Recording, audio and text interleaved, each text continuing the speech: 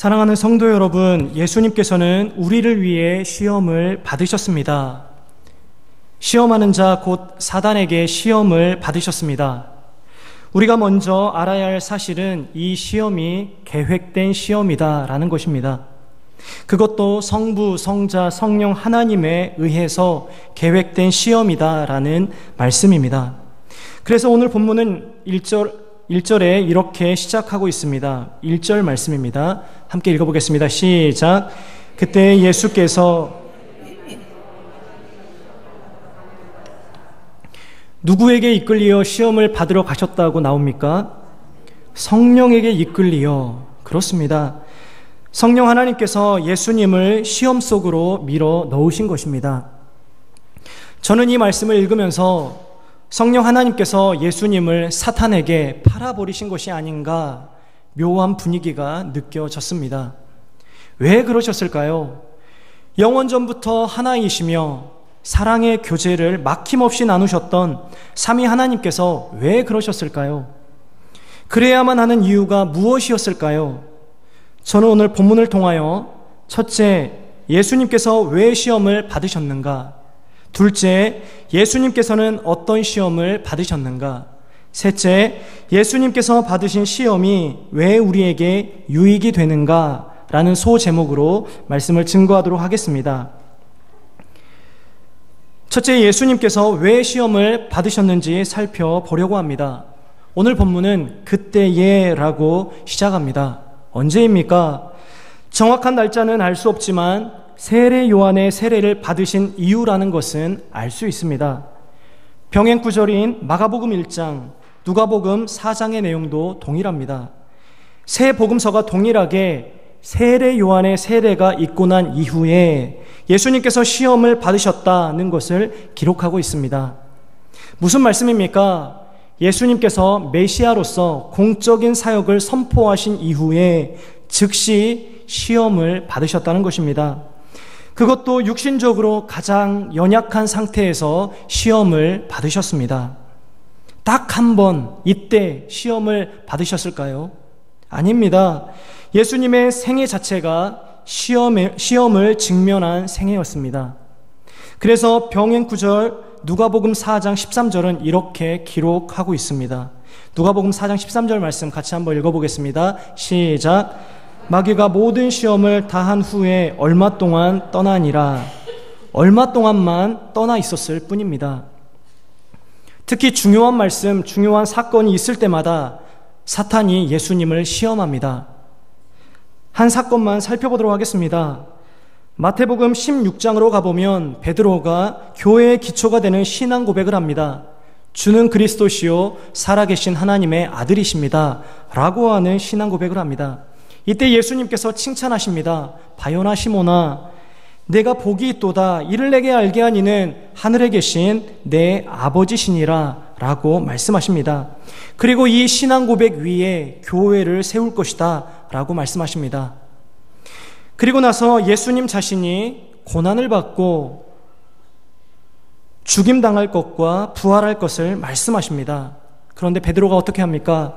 예수님을 붙들고 그렇게 하지 말라고 성을 냅니다. 이때 예수님이 뭐라고 말씀하셨습니까?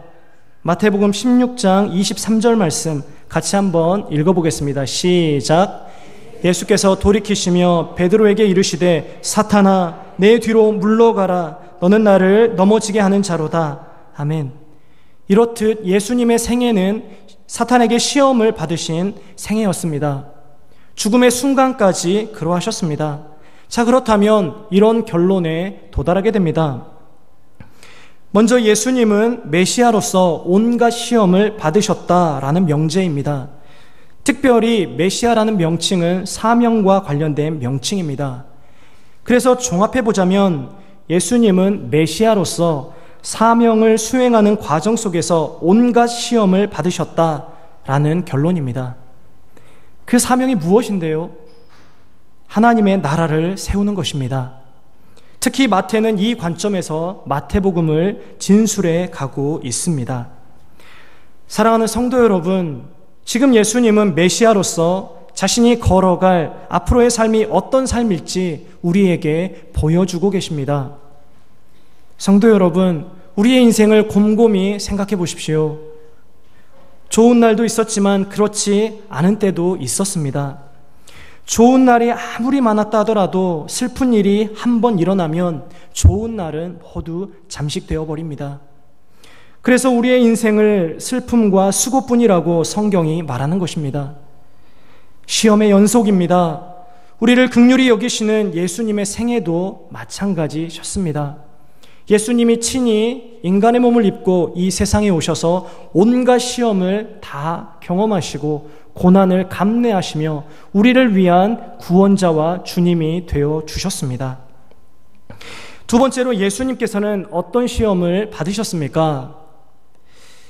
마태복음에서는 세 가지를 말하고 있는데요. 차근차근 살펴보도록 하겠습니다. 첫 번째 시험입니다. 3절을 보시면 이렇게 나옵니다. 함께 읽겠습니다. 시작. 시험하는 자가 예수께 나와서 이르되 내가 만일 하나님의 아들이여든 명하여 이 돌들로 떡덩이가 되게 하라. 두 번째 시험입니다. 5절 6절 말씀 함께 읽어보겠습니다. 시작. 마귀가 예수를 거룩한 성으로 데려다가 성전 꼭대기에 세우고 이르되 내가 만일 하나님의 아들이여든 뛰어내리라. 기록되었으되 그가 너를 위하여 그의 사자들을 명하시리니 그들이 손으로 너를 받들어 발이 돌에 부딪히지 않게 하리로다. 세 번째 시험입니다. 8절 9절 말씀 함께 읽어보겠습니다. 시작. 마귀가 또 그를 데리고 지극히 높은 산으로 가서 천하만국과 그 영광을 보여 이르되 만일 내게 엎드려 경배하면 이 모든 것을 내게 주리라. 아멘. 사단의 시험이라는 것이 복잡한 것 같지만 사실 단순합니다. 3번씩이나 나타나서 예수님을 시험합니다. 그런데 그 핵심이 무엇이었습니까? 바로 아버지를 의심하게 하는 것입니다. 하나님 아버지를 의심하게 하는 것이 사탄의 시험이었습니다. 사탄의 전략은 간교합니다. 첫 번째 시험에서는 예수님으로 하여금 성부 하나님은 굶주리게 하시는 분이시다 라고 의심하게 합니다. 출애굽한 이스라엘 백성들이 먹을 것이 없고 마실 물이 없을 때 하나님을 원망하지 않았습니까? 우리도 동일하고요.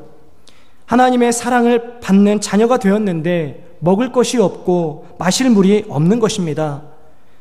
그러면 원망하게 되죠. 하나님을 의심하게 되죠. 하나님이 살아계시는가? 하나님이 나를 사랑하시는가?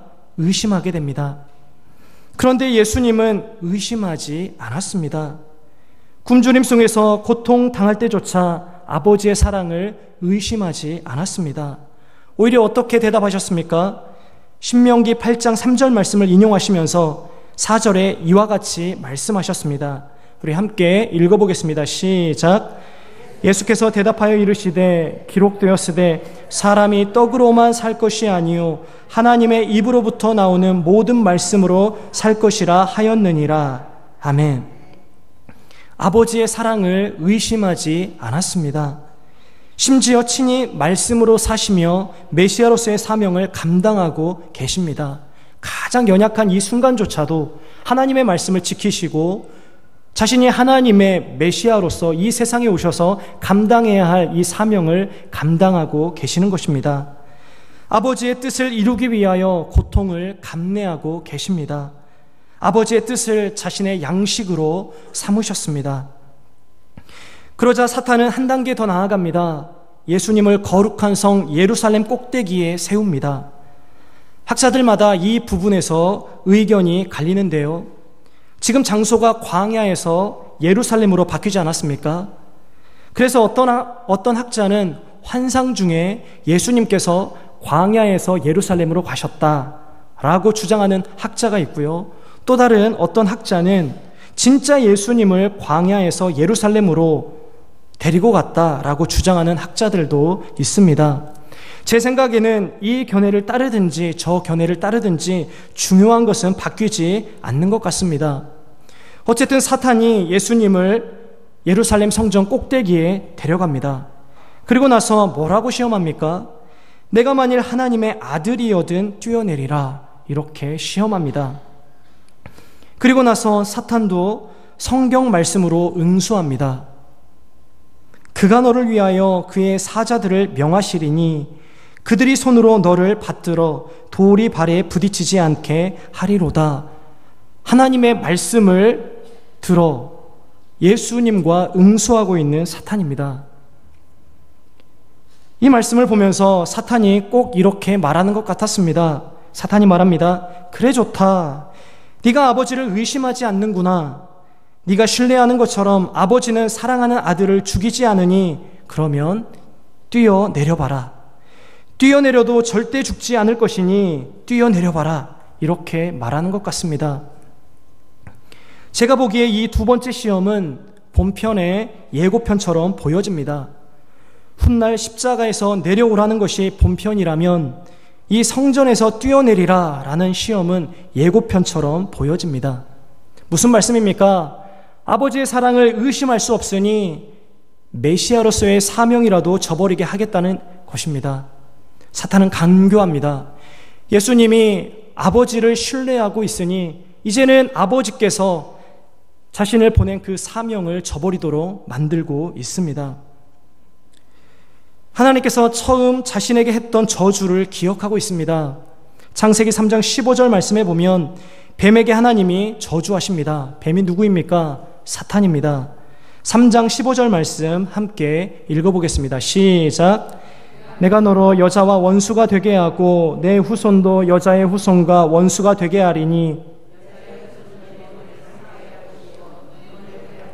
상하게 할 것이니라. 아멘. 사탄도 예수님이 누구인지 알고 있었습니다. 그리고 예수님의 능력도 알고 있었습니다.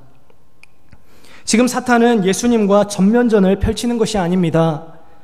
아버지와 아들 사이의 신뢰를 깨트리고 있는 것입니다. 그런데 예수님은 사탄이 시험하면 시험할수록 아버지 뜻에 순종하시면서 그 신뢰를 더 두텁게 하고 계십니다. 우리가 생각할 때는 예수님이 성전 꼭대기에서 뛰어내리면 아버지께서 사자들을 보내실 것이고 사자들을 보내셔서 그의 몸은 전혀 상하지 않을 것이고 그러면 신뢰가 더 두터워질 것인데 라고 생각합니다. 그렇게 생각할 때 있지 않았습니까? 하나님이 이렇게 해주시면 제가 하나님을 더 사랑하고 신뢰할 텐데 이렇게 생각할 때가 있지 않았습니까? 왜 그렇게 생각합니까? 왜 그렇게 하나님과 거래합니까? 왜 그렇죠? 덜 신뢰하기 때문에 그렇습니다. 하나님에 대한 신뢰가 예수님과 같이 온전하지 못하기 때문에 때로는 하나님을 의심하고 때로는 그 의심이 거래로 나타나고 거래가 잘 이루어지면 이젠 하나님을 사랑하고 또한 하나님을 신뢰하겠다라고 나아가는 것입니다. 연애하는 남녀가 연애 초창기에 주로 이렇게 한다고 합니다. 여자가 말합니다. 서울에 살고 있는 여자입니다. 나 지금 부산에 있어. 시간 되면 부산으로 놀러와. 시간 되면 오라고 합니다. 오라는 말입니까? 오지 말라는 말입니까? 남자 청년 여러분, 만사를 접고 가야 되는 상황입니다. 오라는 것이죠. 그래서 부산으로 갔습니다. 시간이 없어서 데이트도 못하고 겨우 밥만 먹고 올라왔습니다.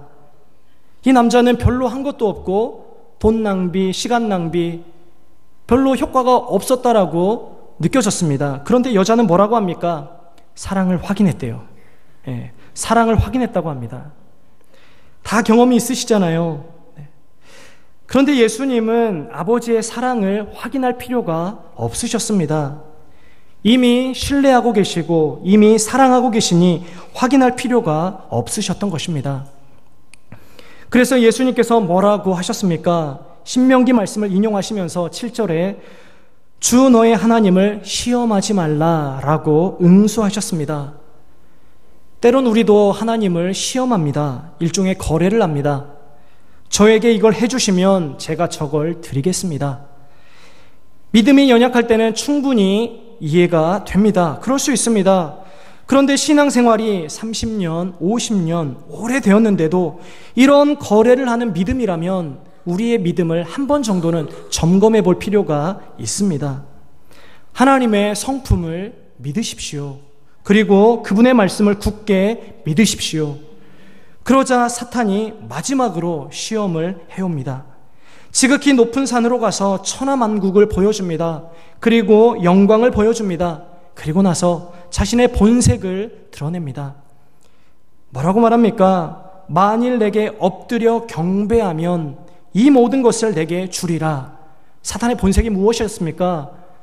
자신에게 경배하는 것, 예수님이 자신에게 엎드리는 것, 이것이 바로 사탄의 본색입니다. 사탄에게 경배하면 무엇을 준다고 하였습니까? 이 모든 것을 준다고 하였습니다. 바로 권세입니다. 이방의 집권자들이 그랬습니다. 그래서 대체로 세상에서 통용되는 방식이 이런 것 아닙니까? 줄 잘 서고 높은 사람에게 굽신거리면 권세를 얻게 되는 방식입니다. 그런데 예수님은 이런 방식으로 권세를 얻지 않으셨습니다. 오히려 고난받으심으로 자신을 대속제물로 주심으로 권세를 받으셨습니다. 누구에게 받으셨습니까? 바로 아버지에게 받으셨습니다. 순종하심으로 권세를 받으신 것입니다. 좀 길긴 하지만 우리 함께 빌립보서 2장 6절에서 11절 말씀 함께 읽어보도록 하겠습니다. 시작. 그는 근본 하나님의 본체시나 하나님과 동등됨을 취할 것으로 여기지 아니하시고 오히려 자기를 비워 종의 형체를 가지사 사람들과 같이 되셨고 사람의 모양으로 나타나사 자기를 낮추시고 죽기까지 복종하셨으니 곧 십자가에 죽으심이라.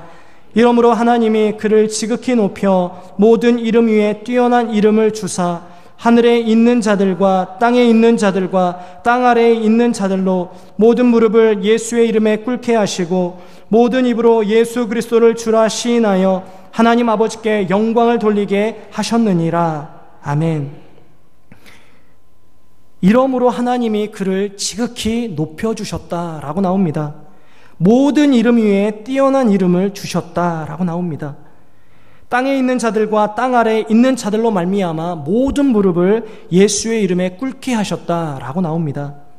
예수님을 주라 시인하고 하나님 아버지께 영광 돌리게 하셨습니다. 이러한 권세를 예수님이 받으신 것입니다. 그래서 예수님이 사탄의 시험을 어떻게 물리치셨습니까? 이 마지막 시험을 어떻게 물리치셨습니까?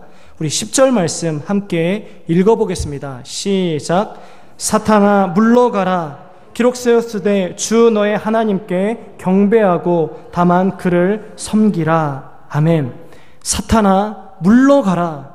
분명히 말씀하셨습니다.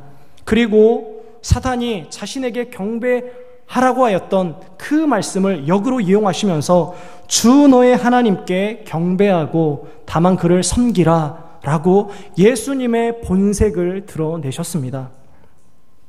이렇게 예수님은 사탄의 시험을 물리치셨습니다. 끝까지 구약, 특별히 신명기 말씀을 인용하시면서 물리치셨습니다. 우리는 생각합니다. 예수님이시니까, 하나님의 아들이시니까 그럴 수 있지. 우리는 이렇게 생각합니다. 성경은 똑같은 상황에 직면한 한 사람을 우리에게 소개합니다. 누구입니까? 아담입니다. 선악과 앞에 선 아담. 사탄의 시험을 받고 있는 아담. 그런데 그 아담은 어떻게 했습니까? 실패했습니다. 선악과를 따먹었습니다. 똑같이 죄가 없었고 어떻게 보면 시험의 정도 면에서 예수님의 시험보다 더 약한 시험을 받았는데 아담은 실패했습니다. 선악과만 따먹지 않았으면 됐는데 선악과를 따먹었습니다. 어떤 시험이 그 정도에 있어서 더 강력한 시험처럼 느껴지십니까? 예수님이 당하신 시험이 더 강력한 시험처럼 느껴집니다. 그런데 예수님은 이기셨고 아담은 실패하였습니다. 마지막으로 예수님께서 받으신 시험이 우리에게 왜 유익이 되는지 살펴보도록 하겠습니다. 예수님은 시험을 이기심으로 아버지를 기쁘시게 했습니다. 아버지의 뜻에 순종하심으로 사랑받는 아들이심을 확증하셨습니다. 이미 아버지를 신뢰하고 아버지를 사랑하고 있는 예수님이셨지만 메시아로서 사역을 감당하시는 부분에 있어서 그 사랑과 그 신뢰를 다시 한번 확증하셨습니다. 그래서 세 가지로 적용해 볼 수 있을 것 같습니다. 먼저는 예수님이 우리의 구원을 이루셨다는 것입니다. 시험을 이기심으로 말미암아 우리의 구원을 이루셨다는 것입니다. 만약 예수님이 이 사탄의 시험에 실패하셨다면, 만약에 예수님이 사단에게 경배하셨다면, 사단의 그 명령에 일일이 순종하셨다면 우리의 구원이 이루어졌을까요? 우리의 구원은 헛것이 됩니다. 마귀의 시험에 예수님이 넘어가셨더라면 우리의 구원도, 우리의 삶도 헛것이 됩니다. 우리가 아무리 노력해도, 아무리 공적을 쌓아도 헛것은 헛것입니다. 그러나 예수님이 고난으로 순종함을 배워 구원을 이루셨습니다. 히브리서 저자는 이렇게 말하고 있습니다. 5장 8절 9절 말씀에 이렇게 말하고 있습니다. 함께 읽어보겠습니다. 시작. 그가 아들이시면서도 받으신 고난으로 순종함을 배워서 온전하게 되셨은즉 자기에게 순종하는 모든 자에게 영원한 구원의 근원이 되시고. 아멘. 고난으로 순종함을 배워 온전하게 되셨을 뿐만 아니라 자기에게 순종하는, 예수님을 믿고 신뢰하는 모든 자들에게 구원의 근원이 되었다라고 히브리서 저자는 말하고 있습니다. 성도 여러분, 우리의 구원이 그냥 이루어지는 것이 아닙니다. 예수님께서 고난을 참으시고 시험을 이기심으로 말미암아 우리가 구원함을 받게 되었습니다. 그러니 그 구원에 대하여 가볍게 생각할 것도 아니고, 또한 그 구원을 우리가 우리의 삶 속에서 아예 한쪽으로 제껴놓고 살아갈 것도 아닙니다. 늘 구원의 감격 속에 살아가시는 우리 아영교회 모든 성도님들 되시길 간절히 소망합니다. 그리고 두 번째로, 시험에 들 수밖에 없는 우리를 긍휼히 여기신다는 것입니다. 예수님은 시험을 이기셨습니다. 그러나 여전히 우리는 예수님을 믿기는 믿지만, 예수님을 사랑하기는 사랑하지만 여전히 시험에 들고 또한 시험 속에서 고통당하는 우리인 것을 우리가 보게 되어집니다. 그러한 우리를 예수님은 내치시지 않습니다. 오히려 우리를 긍휼히 여기십니다. 히브리서 4장 15절 말씀은 이렇게 말하고 있습니다. 우리 함께 읽어보겠습니다. 시작. 우리에게 있는 대제사장은 우리의 연약함을 체휼하지 아니하는 자가 아니요 모든 일에 우리와 한결같이 시험을 받은 자로 돼 죄는 없으시니라. 아멘. 예수님께서는 우리의 연약함을 긍휼히 여기십니다. 우리가 시험에 드는 그 부분을 가지고 우리를 정죄하거나 또한 그 가운데서 우리를 내치시지 아니하시고 우리를 불쌍히 여기시며 긍휼히 여겨 주십니다. 예수님은 우리를 긍휼히 여기시는 대제사장이십니다. 그래서 시험에 들 수밖에 없는 우리를 아십니다. 시험에 든 우리를 내치는 분이 결코 아닙니다. 예수님이 이렇게 말씀하실 수도 있지 않겠습니까? 나는 이런 강력한 시험을 이겼다. 그런데 너희는 그 정도 시험도 이기지 못하느냐? 예수님이 이렇게 말씀하실 수도 있지 않습니까? 그런데 예수님은 예수님의 성품상, 또한 우리를 사랑하시는 그 사랑의 성품상 그렇게 말씀하시지 않습니다. 우리가 인생이며 온전하지 못함을 아십니다. 그래서 대제사장으로서 시험하는 자, 우리를 시험하는 자를 제압하신 것입니다. 시험에 드는 우리, 시험에 들 수밖에 없는 우리의 처지를 아실 뿐만 아니라 우리를 시험하고 있는 강력한 세력을 제압하신 것입니다. 시험에 든 성도님들 계십니까? 고난 가운데, 고통 가운데, 괴로움 가운데 좌절하고 낙심하는 성도님들 계십니까? 이러한 예수님의 성품을 의지하시기 바랍니다. 예수님께서는 우리를 긍휼히 여기시고 안타까워하시며 우리를 도와주시는 우리의 주님이십니다. 마지막으로 우리도 이러한 권세가 있다는 것입니다. 예수님에게만 권세가 있는 것이 아니라 예수님을 신뢰하는, 예수님을 믿는 우리에게도 권세가 있다는 사실입니다. 우리도 권세가 있습니다. 물론 이 권세는 세상과 다른 권세입니다. 어떤 사람들은 예수님을 믿어서 큰 능력을 받아 세상을 제압하려고 합니다. 이것은 세상의 이치입니다. 우리는 세상과 다른 권세를 가졌습니다. 어떤 권세입니까? 고난을 견디면서 드러나는 권세입니다. 자신을 부인하면서 드러나는 권세입니다. 자기 십자가를 짊어지면서 드러나는 권세입니다. 그게 무슨 권세입니까? 라고 말씀하실 수도 있을 것입니다. 그러나 아버지를 알고 아버지의 말씀을 묵묵히 순종하며 확인되는 권세가 진정한 권세입니다.